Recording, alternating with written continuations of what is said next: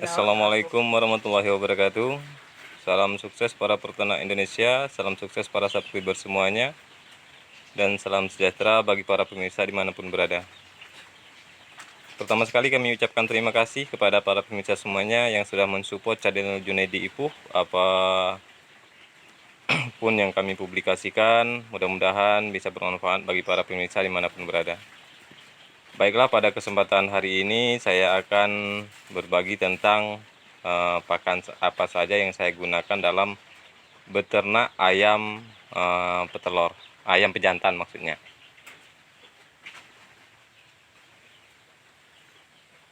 Baik para pemirsa semuanya, untuk tahapan awal yang saya gunakan adalah Bravo 511 seperti ini. Ini untuk tahapan awal. Jadi pakan Bravo ini setelah dibeli di toko atau di depot pakan, itu saya giling terlebih dahulu sehingga agak halus. Atau kalau kita tidak punya mesin penggilingan, bisa sistem diayak. Jadi yang halusnya kita ambil untuk diberikan ke DOC ayam. Kenapa harus diayak atau digiling?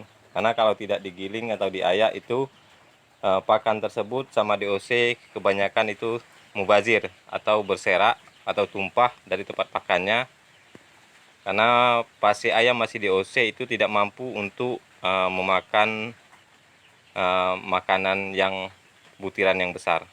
Jadi itulah kenapa kita harus digiling terlebih dahulu. Itu untuk masa DOC, itu pakan DOC tersebut kita gunakan selama lebih kurang itu 18 hari. Setelah 18 hari di fase pembesaran, kita menggunakan pakan oplosan. Pakan oplosan ini terdiri dari bahannya yaitu menir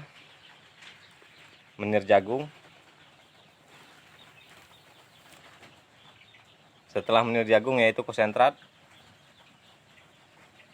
Setelah konsentrat itu kita menggunakan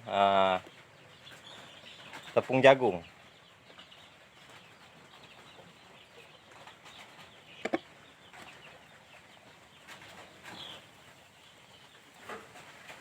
Dan ditambah untuk pemacu pertumbuhan kita menggunakan Masamik Bro. Ini yang kita gunakan cuman untuk oplosan 75 kilo kita gunakan 4 on. Kemungkinan bisa ditambah menjadi 5 on. Untuk ukurannya, komposisinya itu saya gunakan menir itu 10 kilo, konsentratnya itu 25 kilo, dan tepung jagungnya itu 40 kilo. Ditambah Misamik 4 on. Jadi total pakannya ini 75 kilo sekali saya ngoplos. Bisa disimpulkan antara tepung jagung dengan konsentrat itu 1 berbanding 2. 1 kilo konsentrat, 1 kilo tepung jagung, 1 kilo jagung intinya. Karena jagung kita gunakan menir sama tepung. Dengan perbandingan menir sama tepung itu 10 kilo menir, 40 kilonya tepung. Kemungkinan bisa ditambah. Untuk kadar proteinnya itu lebih kurang itu 19 hingga 20% untuk kadar proteinnya. Untuk masalah harga per kilonya itu tergantung daripada di mana wilayah kita berada, karena di setiap wilayah kemungkinan harga pakan ini berbeda-beda, baik konsentrat maupun jagungnya. Konsentrat saya gunakan itu adalah konsentrat broiler seperti ini, yang kadar proteinnya itu 40%.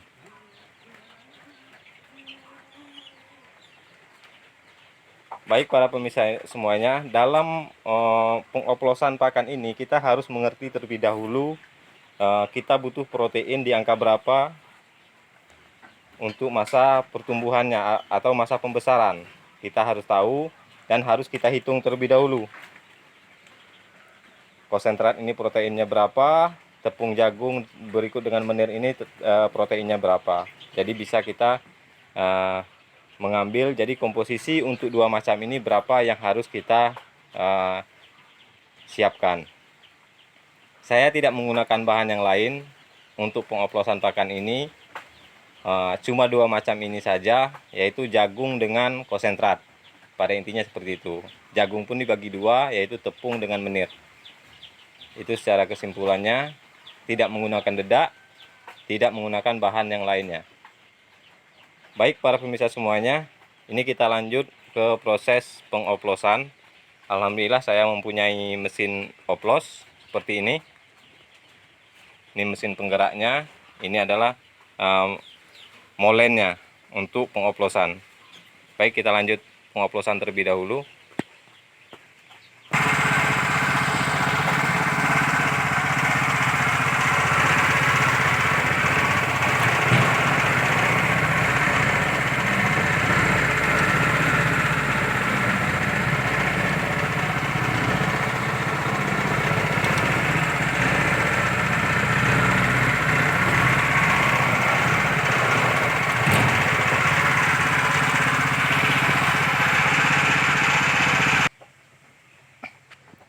Baik para pemirsa semuanya, ini kondisi pakan yang sudah kita oplos.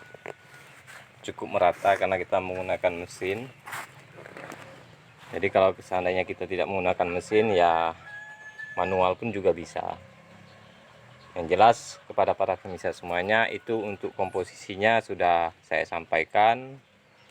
Nah, mudah-mudahan ini bermanfaat. Kalau untuk masalah berapa biaya per kilonya, itu silakan para pemirsa hitung sendiri, karena harga di daerah kita itu kemungkinan tidak sama, dan juga bahan bakunya pun kemungkinan di satu wilayah itu kemungkinan tidak ada. Kalau untuk alternatif lain selain dari dua bahan ini, saya belum bisa merekomendasikan atau belum bisa mempublikasikan, karena bahan yang saya gunakan cuma dua macam ini atau tiga macam.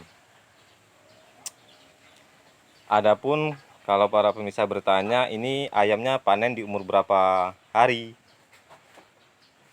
Alhamdulillah selama ini yang saya alami itu ayam panen di bobot 7 on, itu di umur lebih kurang 50 hari. Kadang-kadang 48 hari sudah bisa dipanen. Yang jelas tidak semuanya mencapai bobot 7 on. Ada yang 7 on, ada yang lebih, ada yang kurang. Jadi panennya mulai di umur 50 hari lebih kurang. Baik para pemirsa semuanya, sekian dulu. Mudah-mudahan ini bermanfaat. Lebih dan kurang kami mohon maaf. Wassalamualaikum warahmatullahi wabarakatuh.